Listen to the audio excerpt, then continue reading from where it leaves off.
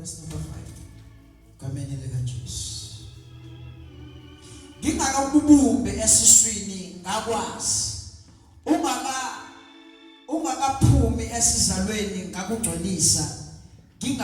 Ngakubeka umprofeti ezizweni. Ngingakububumbe esiswini ngakwazi. Ungakaphumi esizalweni ngakugcwalisa. Ngakubeka umprofeti esizweni. Linamandla Nkosi siphefumulele kuwe amazwi akho.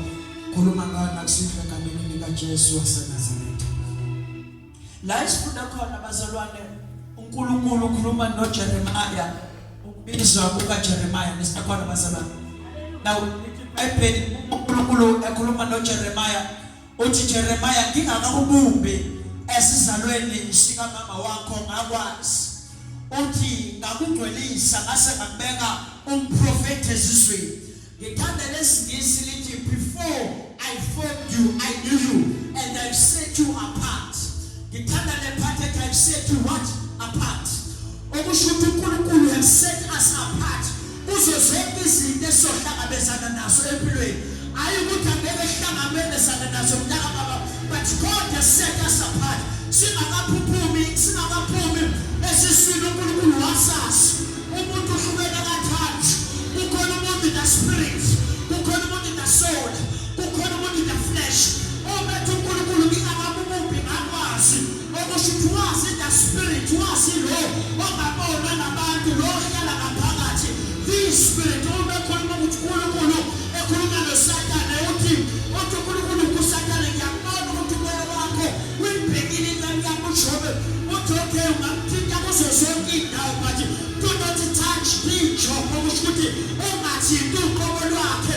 You can tempt inyama yakhe, you can tempt umphefumulo wakhe, ungayithatha nezingane zakhe kodwa lokuzikwazi ukuthinta iJobe. Okusho ukuthi lokuzikwazi ukuthinta umphefumulo kaJobe ungathatha konke kaJobe Sathane kodwa lokuzikwazi ukuthinta lokho ngaphakathi wesethu uNkulunkulu akutshela ukuthi ukugula akuhlasela enyameni yonke ingahlasela enyameni nasempefumulweni kodwa isoze yathinta iphesini lo ngaphakathi kwakho ngoba lo ngaphakathi kwakho uJehova umniyele uSathane ngana access kuyena noma abantu bangahleba kangakanani noma ungalahlebela izinto kangakanani kodwa uma kusakhona iphesini the inner man uSathane abanendaba nokwenzakalayo uNkulunkulu kwena enyameni but into anendaba nayo into ethana ngaphakathi kwakho.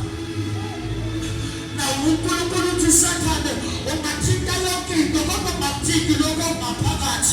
Okusho ukuthi uNkulunkulu kwi-HIV you can tempt the body but you can touch the spirit.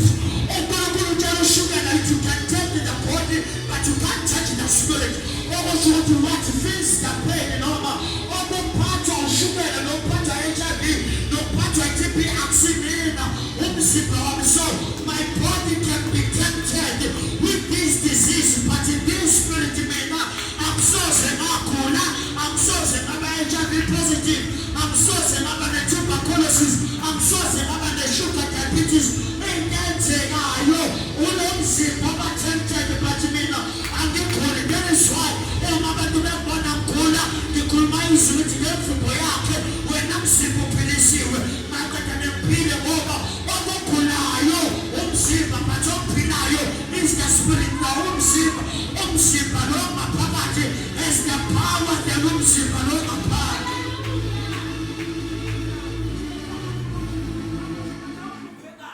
Akusikhona okuhluphekayo, akusikhona lokho okufanele ngaphakathi, okuhluphekayo into okufanele ngaphandle. Noma ikona okulala emphendweni wesikephe, ikona okulala emjondolo but this spirit awulali ngaphakathi emjondolo futhi awulali emphendweni wesikephe. Okusho okuhluphekayo inyama lezo abiyomo nethuneni but mina ngiyabonga ukuthi ngicebile kakhulu uma wena Jesu not because what is the inside akusoze baba tempted ezinto zasezweni sonela ntosi. Okungaphakathi akusoze baba